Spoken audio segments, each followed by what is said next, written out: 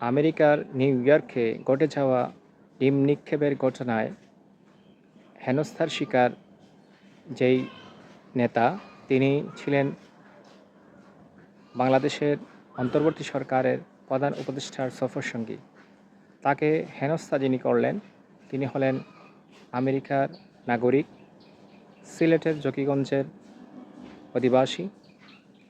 তিনি ওনার ডিম নিক্ষেপের কর্মকাণ্ডের মাধ্যমে নিজের সম্মান হারালেন এবং নির্দিষ্ট একটি নিষিদ্ধ দলেরও সম্মান হারালেন। তিনি বিশেষত সিলেটের মানুষের অপমান করলেন। এই ঘটনার মাধ্যমে উনি আমেরিকার ইমিগ্রেশন অ্যান্ড ন্যাশনালিটি অ্যাক্টের ধারায় হয়তো জেল জরিমানা কিংবা উনি 15 দিন থেকে 1 বছরের জেলবাস হাজতবাসও করতে পারেন। এই অবস্থায় সিলেটিরা খুবই অপমানিত বোধ করছে।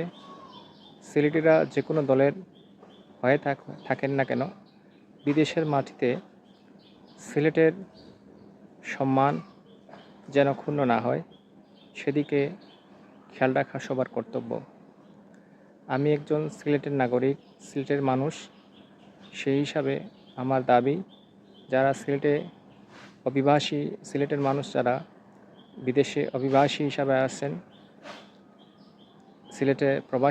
সিলেটের মানুষ যারা অন্য দেশে প্রবাসী হিসেবে আছেন, তারা যেন সব সময় নিজের এলাকা, নিজের জেলা, নিজের বিভাগের, নিজের দেশের সম্মান বজায় রাখেন।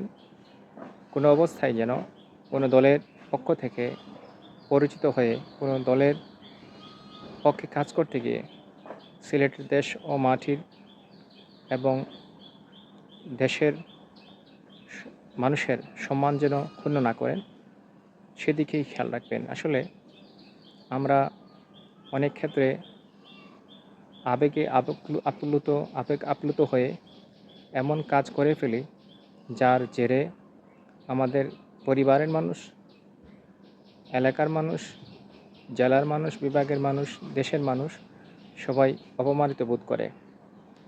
তাই এই নিউ ইয়র্কের আমেরিকার সেই বিমানবন্দর, জন এফ কেনেডি বিমানবন্দরে ঘটে যাওয়া সেই ঘটনা থেকে আমাদের শিক্ষা নেওয়া উচিত।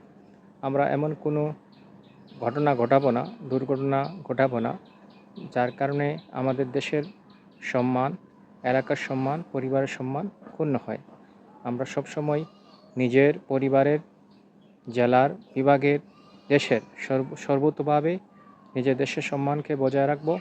আমরা কখনোই এমন কোনো কর্মকাণ্ড করব না যে কারণে নিজের দেশের সম্মান ক্ষুণ্ণ হয়, দেশের পরিবারের সম্মান ক্ষুণ্ণ হয়, নিজের অস্তিত্ব বিলীন হয়ে যায়। তাই সর্বাবস্থায় আমরা দেশকে সম্মান করব। বাংলাদেশ জিন্দাবাদ।